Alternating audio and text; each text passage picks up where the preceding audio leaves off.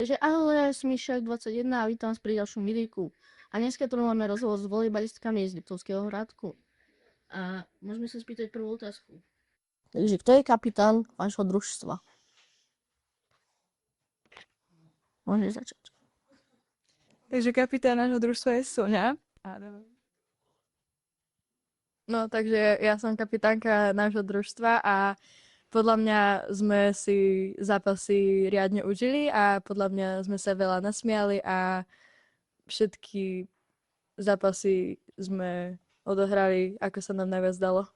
A akú úlohu má ten kapitán v tom týme? Vlastne viesť tým a usmerovať hráčky k ďalším krokom, akože takto k náhrám a k umiestňovaniu smečov a tak. OK, a ktorá pozícia vám najviac vyhovuje? Je smečiar alebo podávač? Mne najviac vyhovuje nahrávačka, keďže aj tak, že profesionálny volejbal, tak hrám nahrávačku. No, mne najviac vyhovuje smeč, neviem, baví ma skladať lopty. A možno by som chcela byť aj libero, ale ja sa neviem hádzať, takže asi nie. No tak mne tiež najviac vyhovuje smeč, keďže sa snažím udierať tie lopty a byť ich do zeme, aj keď akože aj ulievky mi idú a napríklad taký blok by som nechcel, lebo neviem sa orientovať moc pri sieti. No tak mne najviac tiež vyhovuje smeč, nakoľko ho hrávam od začiatku, čo hrám zápasy, tak som nehrávala iné postavenia. Takže som na to ako tak zvyknutá a tiež ma proste baví udierať do tej lopty a vlastne akoby získavať body predtým, ak sa to tak dá povedať.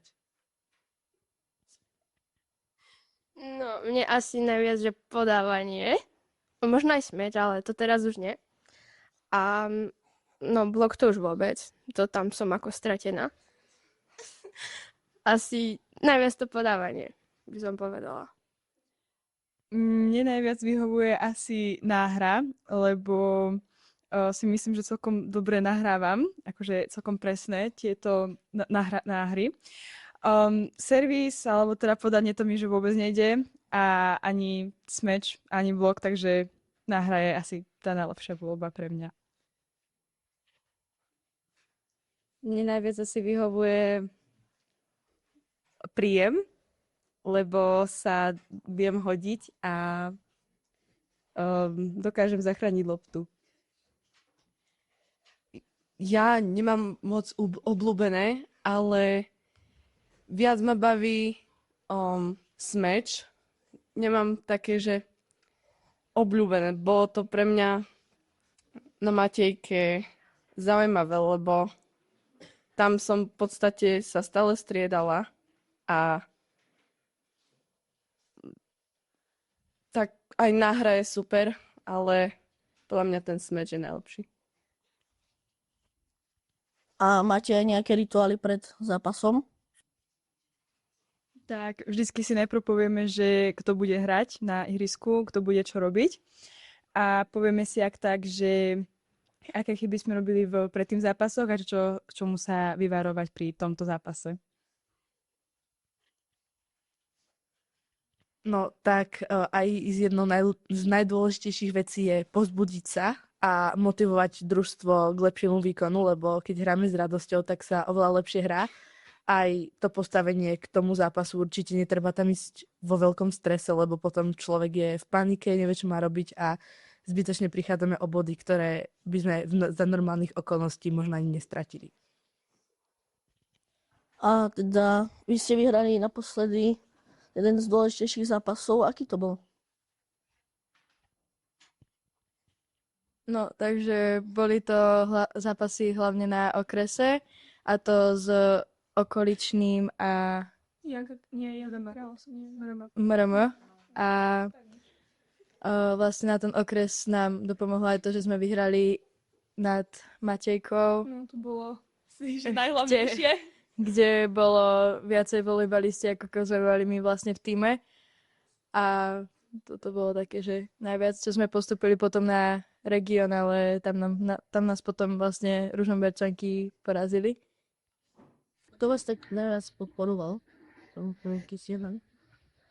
Mám hlavne baby ako Tika, Kika a je Sima, čo boli hlavne na lavičke, ale aj tak celkovo sme sa podporovali aj vzájomne. Kto by nevedel, tak Sima je 8 z 8A a teraz sa mi nebola, bohužiaľ. No a ešte aj keď sme hrali akože tento školský. Regional, či? Nie, toto ako sa regional. Ale nie region, toto úplne na začiatku. Obvodné. No tak keď sme hrali toto obvodné kolo, no tak nás prišli pozrieť aj z našej školy deviatáci, no tak aj oni riadne podporovali, aj sme sa potom ešte bavili. Ja, no tak ešte aj z regiónu chalani nejakí tam boli z Kasárka kráľa, tak tam tiež nás podporovali. A no, a fakt. No, ale toto, že prišli títo deviatáci, no tak podľa mňa nám dosť pomohli, lebo tak sme sa aj tak viacej snažili určite. No tak komu sme priznali, tak sme sa určite aj strátili. No, ale proste, že aj toto, že kričali, že hrať na takto, tak to bolo podľa mňa, že dosť nám pomohli hejku. Hej, že Matejku tak prekričali. A teda vy chodíte aj trénovať. V čom spočíva ten váš tréning do zápasu? Akože teraz myslíš, že klubový? Alebo... Áno, myslel som v klube, takže áno, v klube. Ja som sa trošku pomýlil, tak vás ospravedlňujem. No, tak chodíme trénovať 4-krát do týždňa, 4 to chodíme. No, iba pondelky chodíme. No, Tam 4-krát do týždňa a teda máme aj kondičné tréningy, teraz už pomenej, ale napríklad príprava je na koničku veľmi zameraná. Ja to iba celý mesiac. To celý mesiac býva kondička, stojí feklo. Ale teda sústredíme sa, aby som povedala, že aj na kondičku, ale aj teda na techniku a na hru. A napríklad na piatových stredíkoch iba hráme, že proste tam trénujeme doslova techniku a hýbanie podpory a takéto veci. Okay, a teda to je už koniec rozhovoru. Ja ďakujem teda, že ste tu boli. A ešte teda som sa povedať... Na toto by ste sa mali tešiť čo najviac, lebo ide pokrik! Jej! Ťažké. Kto ste? Kto sme rada, čo chceme výhru, keď ju chceme teraz. Ešte nakoniec tohto rozhovoru by som chcel poďakovať pánovi Moravčíkovi, pani učiteľke Baďovej a dievčatám za rozhovor. Ďakujem.